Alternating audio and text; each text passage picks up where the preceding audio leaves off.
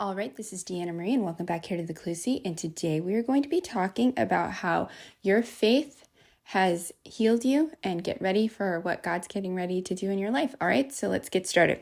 All right, Bible verse of the day, we're going to be in Mark chapter 5, and I want you to go to chapter 5, verse 34. That's for you. I'm not going to tell you exactly what it says because I want you guys to open up those Bibles and let God speak to you too, okay? So, little backstory. Jesus is going through the different towns and he's performing his miracles, and he gets to this town and there's a woman there who has been bleeding for 12 years, not a little bit of time. She's been bleeding for like years. This is like her accepted life. She has probably accepted what this is just business as usual for her. She's just going to be suffering the whole time, and she's accepted that, right? So Jesus comes to town, and she has this thought in her mind that if she can just touch the hem of his coat, if she can just touch him, she will be made better. Now, the first thing I want you to understand is I know that some of you guys have been through hell. You've been to hell and back, and you've probably just accepted this is your lot in life. It's not. It's not. Okay, that is a lie from Satan. That is not your lot in life. You don't have to just accept the things that have been done to you or anything like that. That's not how God wants you to live. Okay, now those things might have happened. He might have allowed them so that you can see him work in your life, and then you can go out there and change other people's lives by telling everybody what he did. But he doesn't just want you to just suffer and just, accept it. Okay, so that's a lie from Satan. That's the first thing. Next thing is, who do you think planted that thought in her mind? God. Now, I always talk about if God's promised you something, that was a promise. That was given to her. There's no way that she just thought of that on her own. God put that desire in her heart, and probably she was thinking like, oh, if I could just touch, that's how I'm going to get better. Because this woman she tried everything in this world. She went to doctors. Nobody could help her. And if you don't think other people probably looked down on her or thought, oh, wow, she's suffering, and pushed her off to the side, how many people do you think left her life because of what she was going through? Tons of people probably. But God never left. He was right there. And he's right there with you too. Okay? So Jesus is in the crowds, right? And also notice, she thinks she's so insignificant that she doesn't like go up to him face to face. She thinks that she's like so unworthy. She just wants to touch his coat.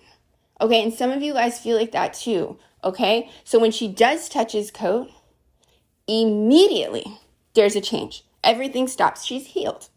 It doesn't take 10 years. It doesn't take God to say, okay, you need to go over here and do this. That's not what it happens. It says immediately she's healed. Okay? And she probably tried to run off and go unnoticed because she thought, okay, God didn't pay attention. I got what I needed, and then that's it.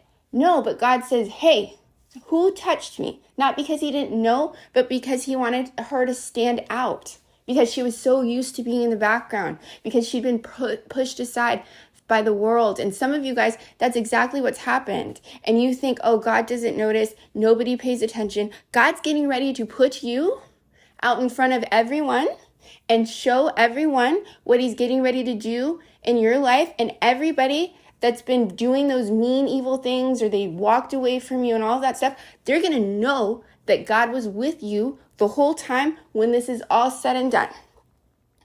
Because that's exactly what he does. He says, who touched me? And she comes forward. She doesn't even come forward like proud or anything like that. Some of you guys have been humbled for this reason. She walks forward, and does Jesus say like, you took the blessing and you shouldn't have done that? No, he knew her from the moment he made her. He says, your faith has healed you. You listened to me, you believed, and you had the faith to do what I asked you to do. And that is exactly why you're getting ready to get what you're getting ready to get. So do not let the enemy deceive you into thinking that God's forgotten about you, or to accept that you're suffering through life and people are supposed to treat you like that. That's a lie. That's lie. And I have a feeling that he's probably given you some form of a promise, whether it's a marriage or it's a career or it's money or it's healing, whatever it is, he's given you that promise. And he is going to say to you, when it's all said and done, that's my kid. Leave them alone to the enemies that are bothering you. I've been with them the whole time. And then he's going to call you forward in front of everyone and say, well done. Your faith put this all together, because it took faith for you to keep believing despite what was going on.